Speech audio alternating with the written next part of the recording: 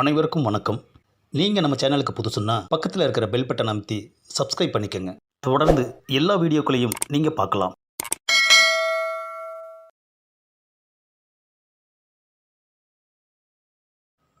அட என்னது இது? சாப்பிட கூட நேரம் இல்லாமல் இந்த பிரம்மா உட்காந்து தலையெழுத்து எழுதி தள்ளிக்கிட்டு இருக்கார். முதல்ல போய் இந்த மனுஷனை சாப்பிட கூப்பிடுவோம். இந்த பிரம்மா சாதாரண ஆள் இல்லை சாமி.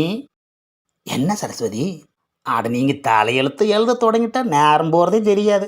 முதல்ல டிஃபன் சாப்பிட வர வாங்க. என்ன செய்கிறது சரஸ்வதி, எல்லாருக்கும் தலையெழுத்தை நான் தான் எழுதணும்னு ஏன் தலையில் எழுதுனது யாருன்னு தெரியல. தெரிஞ்சா அவனை ஒரு வழி பண்ணிடுவேன். இந்த தொழிலே எனக்கு பிடிக்கல சரஸ்வதி. அட என்ன இப்படி சொல்கிறீங்க? நீங்கள் எழுதுகிற தலையெழுத்துல தானே ஒரு மனுஷனோட வாழ்க்கையே அடங்கி இருக்குது.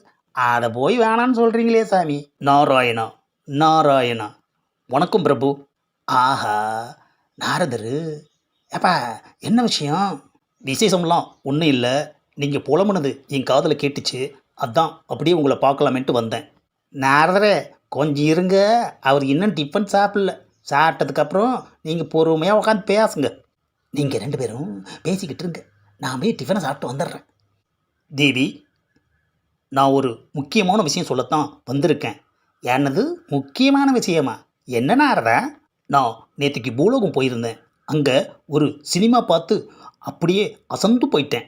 என்னது சினிமாவா?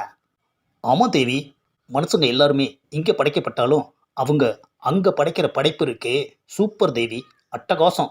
அட அப்படி என்ன சூப்பரு? அவங்க செஞ்சிருக்கிற கிராஃபிக்ஸு, படப்பிடிப்பு என்ன அருமை தெரியுமா? நீங்கள் பிரம்மாவை கூட்டிகிட்டு போய் அந்த படத்தை பாருங்கள். பார்க்குறது இருக்கட்டும், அதுக்கு முன்னாடி சினிமானா என்ன, அது எப்பேற்பட்டதுன்னு அட விளக்கமாக தெளிவாக சொல்லுங்கள்.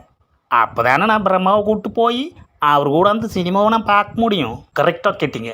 சினிமானா என்ன, தியேட்டர்னா என்ன, எல்லா விஷயங்களையும் நான் உங்களுக்கு தெளிவாக சொல்கிறேன். அட நீங்கள் சொன்னதை நான் நல்லாவே புரிஞ்சுக்கிட்டேன். இப்போவே நான் அவரை கூட்டிகிட்டு போய் அந்த சினிமாவை பார்க்குறேன். நாராயணா நாராயணா. ஆஹா, இவ்வளோ டேஸ்ட்டாக சரஸ்வதி சமைச்சு வச்சுருக்காப்பா. சுவாமி, என்னம்மா சாப்பிட்டது போதும் கிளம்புங்க. என்னது கிளம்புறதா? எங்கே? அட பூலோகத்துக்கு போய் சினிமா பார்த்துட்டு வரலாம்.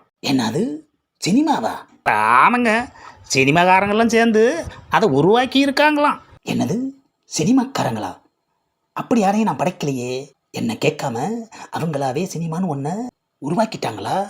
அட ஏதோ ஒன்று. வாங்க, நாரதர் சொன்னதுலேருந்து எனக்கு ஆசையாக இருக்குது அந்த சினிமாவை பார்க்குறதுக்கு. கிளம்புங்க. வரமாட்டேன்.